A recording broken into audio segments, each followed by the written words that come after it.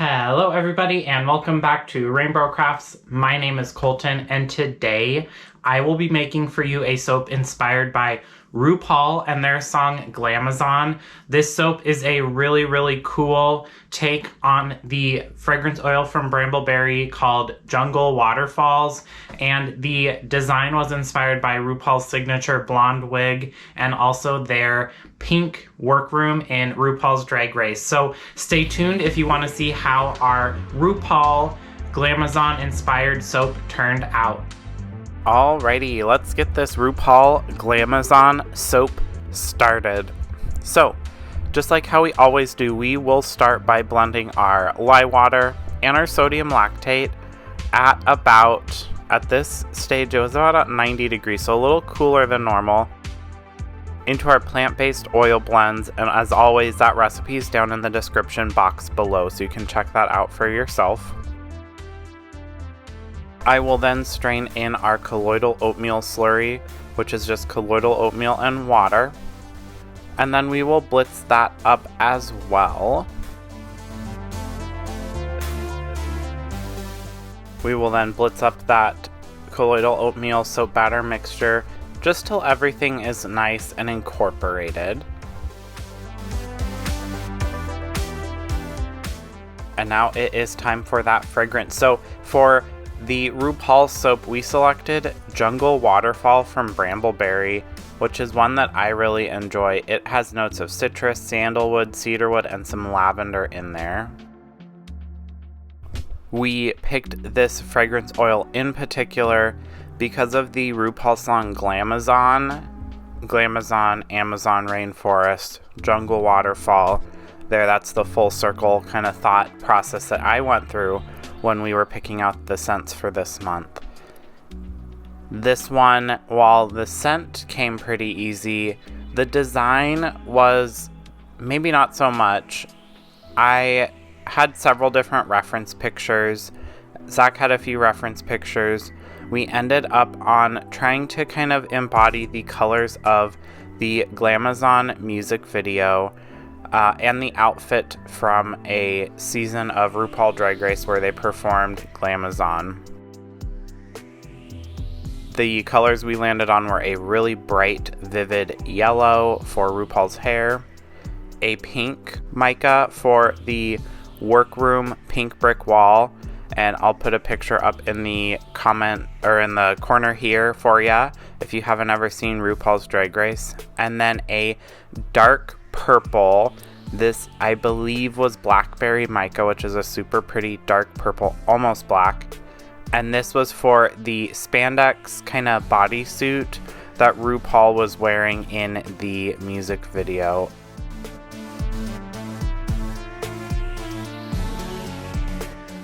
And to get everything ready for the pour, I will blitz them up just a little bit.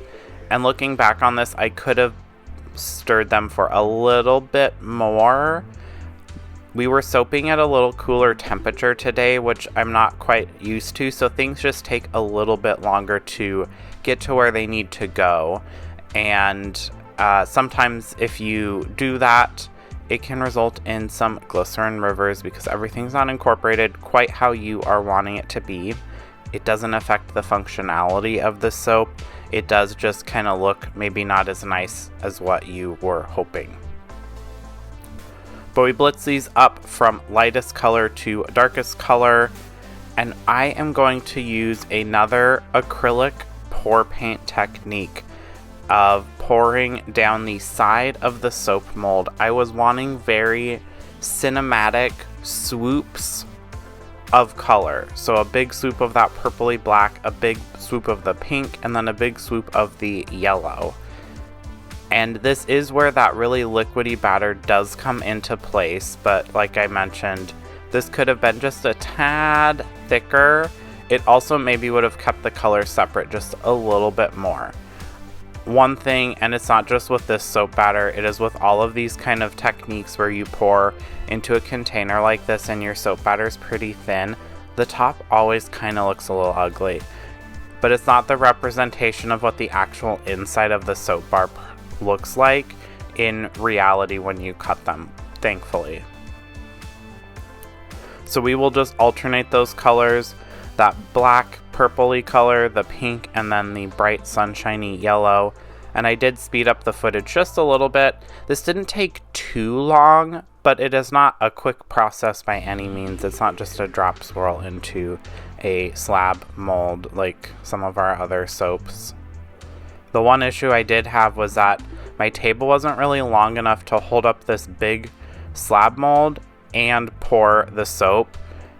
And I did remove most everything that I didn't need from the table, but I needed my scraper. I probably didn't need my strainer there, but it wouldn't have made a huge difference. We scraped out that black container. We will save a little bit of the yellow and pink for the top design. I am going to just scrape those containers out and just drizzle them over the top of the soap. And then we'll scrape those out. Oh, I didn't scrape it out. The top of this soap was a little difficult to design as well. I did take inspiration from one of our previous Dazzling Diva soaps where I did a diagonal little feathering technique and then I did some swizzles through it. This one I just went back and forth to do really fine feathering. It's a little hard to see from this camera angle. It's a little more visible when you're looking at the actual bar in real life. But it's kind of not looking like I'm doing a whole lot. I do promise that something is happening on this soap bar.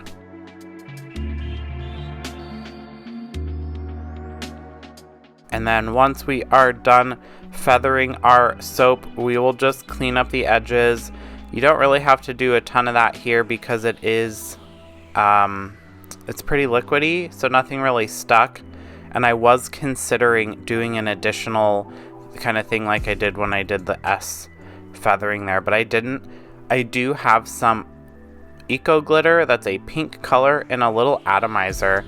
I don't know if that was the most appropriate tool to apply it, but it did give a really pretty nice pink sheen to the top of the soap. 24 hours later, it is time to unmold and see what that soap looks like. Another indicator that my soap batter was maybe a tad underblended was that it was a little sticky to our silicone liner there, which is not always ideal. It wasn't horrible, and you could get around that by waiting a little bit more to cut it. So there's always kind of workarounds that you can do. We'll just break up our slab into loaves.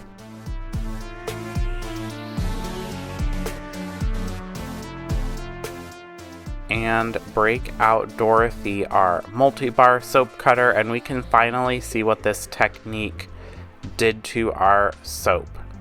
Which Zac cut this, so I did have to wait while I was at my daytime job to see what the soap actually looked like. And that is what I was going for, and honestly I do kind of think the glycerin rivers add a little something extra to the soap. Maybe you'll call it like a wig lace front or something along those lines, to be a little more thematic of drag and Drag Race and RuPaul. But I thoroughly enjoy seeing how each bar is so very different, even though all of these came from the same batch, from the same slab even. This technique was really fun to kind of get a really wide variety of design.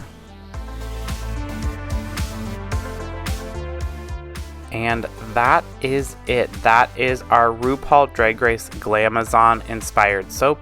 Get it May 1st online and in person.